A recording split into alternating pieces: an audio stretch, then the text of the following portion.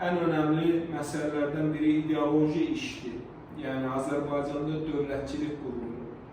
Azərbaycanda yaşayan müxtəlif xalqların Azərbaycançılıq ideyası ətrafında birləşməsi istiqamətində mühüm addımların atılmasına, tədbirlərin həyata keçirilməsinə başlanıldı. Baxın, 20 yanvar hadisəsinə hüquqi qiymət məhz onun Azərbaycana rəhbərliyi dövründə verir. 31 Mart Dünya Azərbaycanlılarının soyqırım günü kimi qeyd olunması məhz onun xidmətlərindən biridir. İstər xalq cümhuriyyəti olsun və çoxlu sayda biz digər əlamətlər günləri qeyd edə bilərik ki, Ulu Öndər bir daha qeyd edirik. Azərbaycana gələrək Azərbaycanın inkişafının təməlini qoydu. Və Ulu Öndərin Azərbaycan xalqı qarşısında ən böyük xidmətlərindən biri də onun Prezident İlham Əliyev kimi bir şəxsiyyəti yetişdirməsidir. Burada